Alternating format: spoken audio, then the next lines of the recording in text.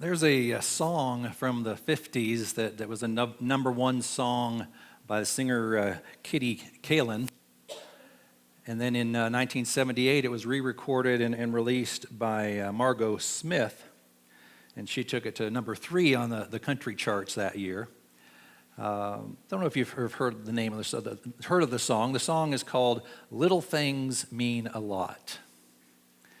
And the lyrics of the song kind of talk about how the little things that we do in our relationships with one another really do mean a lot.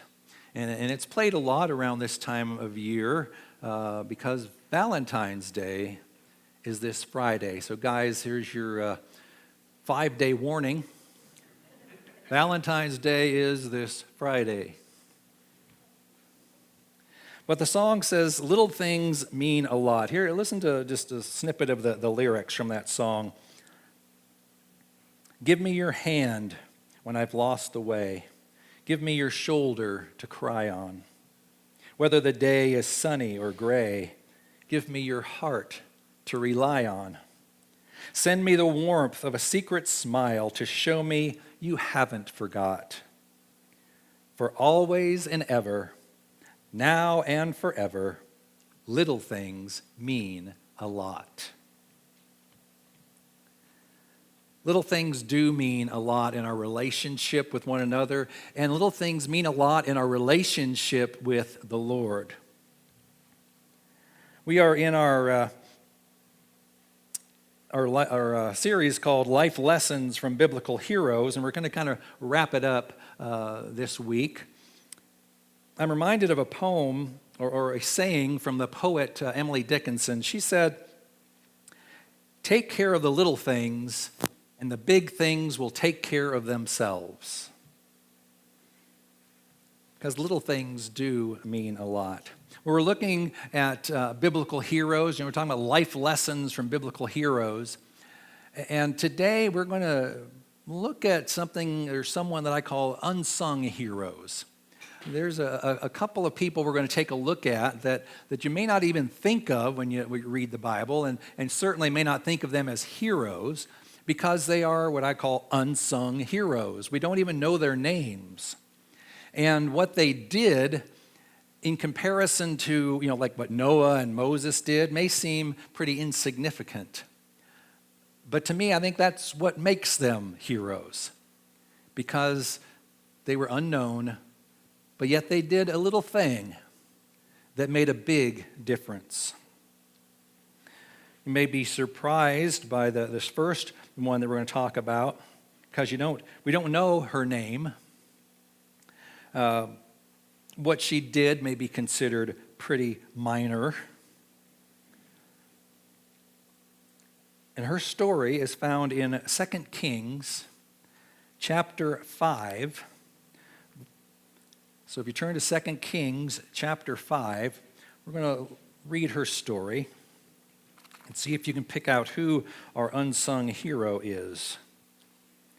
2 Kings chapter 5, we'll start with verses 1 through 5. Naaman, the commander of the army of the king of Syria, was a great man with his master and in high favor, because by him the Lord had given victory to Syria. He was a mighty man of valor, but he was a leper. Now the Syrians, on one of their raids, had carried off a little girl from the land of Israel, and she worked in the service of Naaman's wife. She said to her mistress, "Would that my Lord were with the prophet who is in Samaria. He would cure him of his leprosy." So Naaman went in and told his Lord. Thus and so spoke the girl from the land of Israel. And the king of Syria said, "Go now, and I will send a letter to the king of Israel." So here we see a girl, not given her name. She's only known as a servant girl. So our first unsung hero is a servant girl. If you're reading this passage, you probably would just kind of skip over it because the story's not really about her. It's about Naaman. But what she did just a little thing, but it made a big difference in the life of Naaman. Think about what this little girl had been through. She was taken captive, removed from her country, taken to a former country, and then forced to become a servant in the house of the captain of the army who had taken her away from her home. Now, she could have just been bitter. She could have just kept quiet, but she didn't. She did a little thing that made a big difference to Naaman, her captor. A few words spoken by this girl changed Naaman's life. Here's why I think that she is heroic and why she has some lessons that we can learn from her. First, when you look at her, she acted even though she was small. Socially speaking, she was small. She acted because she was small. First of all, she was a slave, the lowest of the low in societal totem pole, if you will. Second, she was a foreigner. She was a Jew in a foreign land. Third, she was young. She was just a child. So why would anybody in Naaman's position of such power listen to a young girl? And then finally, she was a girl. She was a female in a male-dominated society. So she was small in the social scheme of things. So she could have said to herself, you know what, I'm just going to keep my head down, keep quiet, and just keep working. But she chose to do a little thing. So never underestimate what you can do for someone. No one is too small to be used in a big way by God. The second thing she did was she acted even though what she could do was small. When you think of Naaman's position in society, he was a very powerful man, and he had access to all of the latest medical technology, if you want to call it that, of that day. Right? All of the doctors and everything that they knew about leprosy were at his disposal. What could this little servant girl do that could help him? In fact, she couldn't even cure him. All she could do was make a recommendation. So what she could do may have seemed pretty small. All she could do was, she didn't even talk to Naaman. She talked to Naaman's wife and said, hey, there's this guy back in Israel that might be able to help him. So instead of being discouraged by what she couldn't do, she did what she could do, no matter how small it may have seemed to her. You know, when you think about it, sometimes the best way we can help somebody is to introduce them to somebody else. You know, we may not have the knowledge or the expertise or the power or the resources that are needed to help this other person, but maybe you know somebody who does. So just a simple introduction to somebody else could be a big thing in somebody else's life.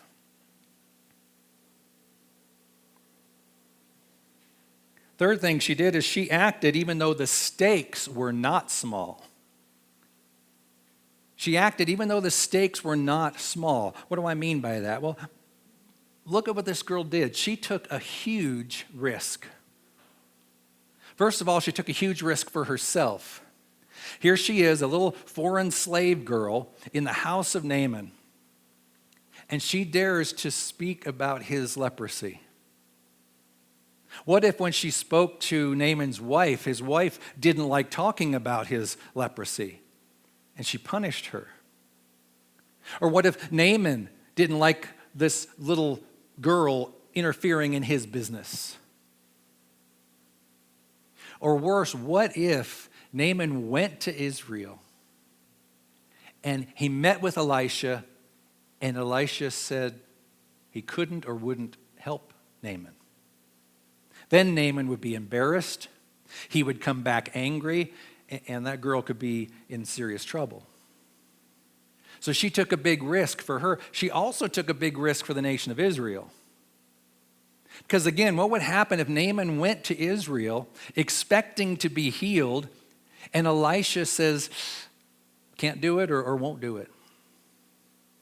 Now, she could have started a war. So she took a big risk. What she did was not small. Let's take a look, continuing the story, 2 Kings 5, verses 6 and 7. 2 Kings 5, verses 6 and 7. And he brought the letter to the king of Israel, which read, "When this letter reaches you, know that I have sent to you Naaman, my servant, that you may cure him of his leprosy."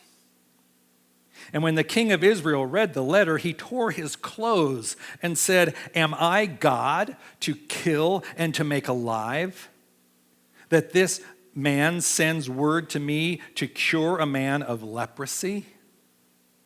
Only consider and see how he is seeking a quarrel with me."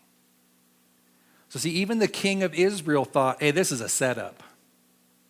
Syria is a very powerful country. The king sent this guy to me knowing that this is impossible. And when we can't do it, he's going to wage war on us. So the stakes were high. She took a big risk, even though the stakes were large. She took a big risk for herself, and she took a big risk for the nation of Israel. But thankfully, it all turned out. Finishing up the story in verses 8 through 15. But when Elisha, the man of God, heard that the king of Israel had torn his clothes, he sent to the king, saying, "Why have you torn your clothes? Let him come to me, that he may know that there is a prophet in Israel." So Naaman came with his horses and chariots and stood at the door of Elisha's house. And Elisha sent a messenger to him, saying, "Go and wash in the Jordan 7 times, and your flesh shall be restored, and you shall be clean." But Naaman was angry, and he went away, saying, "Behold, I thought that he would surely come out to me and stand and call upon the name of the Lord his God, and wave his hands over the place and cure the leper. Are not Abana and Pharpar, the rivers of Damascus, better than all the waters of Israel? Could I not wash in them and be clean?" So he turned and went away in a rage. But his servants came near and said to him, "My father, it is a great word the prophet has spoken to you. Will you not do it? Has he actually said to you, 'Wash and be clean'?" So he went down and dipped himself 7 times in the Jordan, according to the word of the man of God. And his flesh was restored like the flesh of a little child, and he was clean. Then he returned to the man of God, he and all of his company, and he came and stood before him and said, "Behold, I know that there is no God in all the earth but in Israel." So this little servant girl, because of her willingness to speak up, to take a risk and do something that seemed so small, she ended up making a big difference in the life of Naaman. She had played a huge role in the curing of his leprosy. I think that's pretty heroic. See, little things mean a lot. Now let's take a look at our second unsung hero. This one you may be a little more familiar with. He participated in one of Jesus' miracles. In fact, it's the only miracle of Jesus that appears in all 4 Gospels. But his participation in it is not recorded in 3 of the 4 Gospels. He's only mentioned in the book of John. So let's take a look at who this is. Turn to John chapter 6. John chapter 6, and we'll look at verses 1 through 9. John chapter 6, verses 1 through 9. After this, Jesus went away to the other side of the Sea of Galilee, which is the Sea of Tiberias. And a large crowd was following him because they saw the signs that he was doing on the sick. Jesus went up on the mountain, and there he sat down with his disciples. Now the Passover, the feast of the Jews, was at hand. Lifting up his eyes then, and seeing that a large crowd was coming toward him, Jesus said to Philip, "Where are we to buy bread so that these people may eat?" He said this to test him, for he himself knew what he would do. Philip answered him, 200 denarii worth of bread would not be enough for each of them to get a little. One of his disciples, Andrew, Simon Peter's brother, said to him, "There is a boy here who has 5 barley loaves and 2 fish. But what are they for so many?" So our second unsung hero is a little boy who gave Jesus his lunch. This little boy had his lunch, loaves and fishes, and he gave what he had. And Jesus took that little bit, and you know the rest of the story. He took that lunch, he blessed it, and he ended up feeding over 5,000 people with just that little boy's lunch. Andrew was credited with finding the boy. Can you imagine the scene?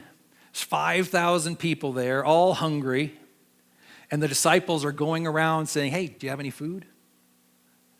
You know, everyone's hungry here. Anybody have any food?" Either nobody else brought food but this boy, or nobody else was willing to share what they had, a little bit they had, with 5,000 hungry people. But whatever the case, this boy stood up and said, "Yeah, I've got some fish sandwich sliders here that I can share with you. Some barley loaves and some fish." And I'm sure the boy had no idea what Jesus would do with it, but he gave it. Maybe he just thought he was giving his lunch to Jesus so that Jesus could eat. But of all those people there, this little boy was the only one willing to give what he had, just a little sack lunch. And Jesus took that little thing and fed 5,000 people with it. See, little things, when put in the hand of Jesus, mean a lot. They can be great things. That day, Jesus taught his disciples, taught the crowd, and taught this little boy. Little things given to the Lord can be used by him to do mighty things. Let's take a look at what the little boy can teach us. First thing he teaches us is don't sell yourself short. Don't sell yourself short. He could have looked at that lunch and said, "This is nothing. I'll just keep it to myself. No one can make any." Isn't that what Andrew said? Andrew took this boy's lunch and said, "Hey, Jesus, we've got this, but what good is it?" But he didn't sell himself short. He said, "I don't know what the Lord's going to do with it, but here you go. I've got this." Again, he probably didn't know what the Lord was going to do with it. They took that little gift and multiplied it to feed 5,000 people. See, don't sell yourself short. Don't make Jesus' decision for him. See, when we refuse to give ourselves, we are making Jesus' decision. Let him decide if and how he wants to use you. Let him decide if and how he wants to use that little bit that you think you have to give him. See, one thing Jesus won't do is he won't use what he's not given. He won't use what you won't give him. So if you won't yield yourself to him, he won't use you. If you won't give him what you have because you think it's too small, he won't use it. Don't sell yourself short. Give him what you have. Give him who you are and give him what you have. Don't wait until you're pure enough or holy enough to give yourself to the Lord. He wants you just as you are. Let him take you from where you are to where he wants you to be. Don't sell yourself short. Second, this little boy teaches us not to listen to the negativity of others. Don't listen to the negativity of others. How would you have felt if you were this little boy and all the disciples are running around looking for food and you raise your hand and say, sir, I have this lunch. And you might feel well, pretty good, especially if you're the only one giving your lunch. And then you hear Andrew say, yeah, we got this little lunch, but it's useless. He didn't care. He gave his lunch, even though it seemed too small. He didn't listen to the negativity of others. We shouldn't listen to the negativity of others either. There are so many negative Nellies out there who'll tell you why you can't be successful, why the Lord can't use you. The enemy is great at that, telling us about bringing back all of the mistakes we've made in our life. The Lord can never use you because you've done this, and this. Don't listen to it. Don't listen to the negativity of others. You are not responsible to those negative people. You are only accountable to the Lord. I know it's hard, but block out the negativity of others. You serve the Lord the way He calls you to, and let the negative people do their own thing. Usually the negative people aren't giving either. Don't let the negativity of others keep you from serving the Lord. Finally, just a few life lessons that we can learn from both of these unsung heroes. This little servant girl, this little boy with a sack lunch. Lesson number 1, if you want to make a big difference, be confident. Be confident. Naaman listened to the servant girl because she was confident that Elisha could do something for him. She was sure. She knew. She had seen Elisha at work before. The boy was confident that Jesus could use his lunch. He may not have known how Jesus was going to use it, but he was confident that Jesus could use this lunch, and he wanted to give it to him. Step out in confidence. We have a great God. Jesus has proven over and over and over again in Scripture that when we give him a little, he can do great things with it. Have confidence in Jesus. If you don't have confidence in yourself, have confidence in Jesus that he can take the little bit that you have to offer him and use it for his glory and his kingdom according to his will. Be confident. Second, if you want to make a big difference, be credible. Be credible. We talked a little bit about this in Sunday school this morning. People are watching our walk. If we want to be able to speak into people's lives, we've got to have a credible relationship with them. We've got to have a credible testimony with them. If this little slave girl had just done shoddy work in Naaman's house, or if she had told wild stories before that weren't true, they never would have trusted her. They wouldn't have listened to her. Naaman would have never gone to see Elisha, and he would have never been healed.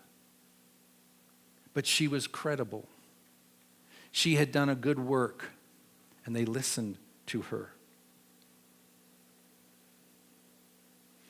Remember, people will listen more to how you live and what you do than they will listen to your words. Talk is cheap, they say. Live it. Walk the walk. People are watching how you walk this Christian life, how you handle the difficulties in your life. If you want to speak into somebody's life, you've got to be credible. But if you are credible, you can make a big impact with just a little bit of help. Third, if you want to make a big difference, speak to people's needs. If you want to make a big difference, speak to people's needs. We all have needs. People are more receptive when you are offering to help them out with a need that they have than if you're just, talking, having a casual conversation with them. But in order to meet people's needs, we've got to be aware of their needs. If we're focused on our own needs and our own life, we miss the opportunity to help others where they are, what their needs are. The little slave girl knew that Naaman had a need. He had leprosy. He needed to be cured. So she spoke into his life and said, hey, I know somebody who might be able to meet that need. The little boy saw there was a need. All these people needed food. And even though he may not be able to feed them all, he could feed one. So he gave up his lunch. He was seeking to meet a need, and Jesus took that gift and multiplied it and met the needs of all 5,000 people there. Speak to people's needs. People are more receptive when we speak to their needs. And finally, if you want to make a big difference, don't be afraid to do something, even if it seems small. Don't be afraid to do something, even if it seems small. When somebody is in need, there is no small act of kindness. There's no small act of love. There's so much hurting going on in the world around us that just a small smile, a hello, how are you doing? Just something that seems small. Don't not do it because, it's not going to make any difference. You'd be surprised. You may be the only person who has smiled at that person all day. They looked in the mirror and the person looking back was grumpy and out of sorts, and everyone they met the rest of that day looked just like them. But you said hi. Maybe you put your arm around them and showed them some of Jesus' love. Whatever it is, don't hold back because you think, it's nothing, it's too small. Something that we learn from these two young people is that little things mean a lot. God uses ordinary people. And I think these two unsung heroes we can relate to best because they're more like us. We look at Noah, we look at Moses, and we think, whoa, they're superstars. We're not like them. But here's two unknowns. The little girl was given 2 verses in the Bible, and the boy, I think just maybe one or 2 verses for him. Their names aren't even given. They're just ordinary people. And they show us that God uses ordinary people just like us. And all he asks us to do is give him ourselves and give him what we have. Give him ourselves just as we are. And give him what we have, no matter how small it may seem. Because when we place it in the hands of Jesus, those little things blossom and become much. So the challenge from this series, I hope that you got, and I hope you won't forget it, that you'll go out here and you'll think, what can I do? That I've been writing off because I thought I was too insignificant. What can I do for somebody today? What needs am I aware of in my community? That, I may not be able to solve the world's problems, but I can send a card. I can make a phone call. I can smile at somebody. Or I can give what little I have and see what the Lord does with it. So that's our challenge. Don't sell yourself short. Give what you have to the Lord. Give who you are to the Lord. And just watch what he does with that little thing. Because little things mean a lot when they're given to the Lord.